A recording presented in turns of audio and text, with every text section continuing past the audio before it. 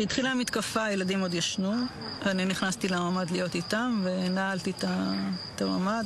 רותם מקיבוץ כפר עזה, אם חד הורית לירדן בן 6 ויובל בת 4. הסברתי שיש סכנה בחוץ ויש אנשים רעים, ואז אני שומעת את הדלת של הבית שלי נפרצת, ואני שומעת דיבורים בערבית בתוך הבית שלי.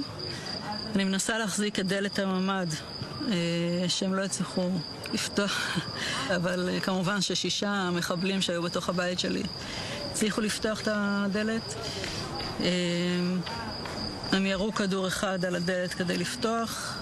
במזל הדלת נפתחה והכדור רק שרט אותי והמשיך ופגע בארון, והם נכנסים ואני אומרת להם, יש לי פה 2 ילדים.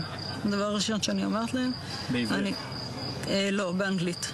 הם מסתכלים ואז אחד אומר לי באנגלית, אל תדאגי, אני מוסלמי, אנחנו לא נפגע בכם.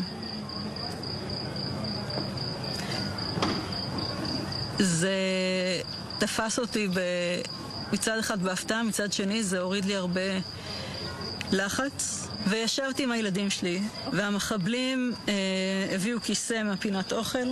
היה מחבל חמוש כל הזמן איתנו בממ"ד, והשאר מסתובבים בבית. אחד מהם רואה על השיש בננות, אומר לי, אפשר לאכול אחת? אמרתי לו, כן, אתה יכול לאכול אחת. מה הילדים אומרים?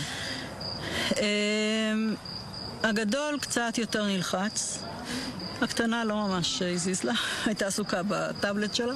מה שכן הפחיד אותם קצת זה הנשק. היה איזה קונסיליום שלהם ליד הממ"ד די בהתחלה, דיברו בערבית, ובן שלי שואל אותי, הם עכשיו חושבים איך להתנצל?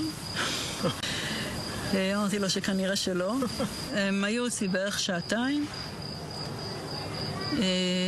בסוף השעתיים האלה אחד מהם סוגר לי את דלת הממ"ד והם יוצאים. זהו. וזהו.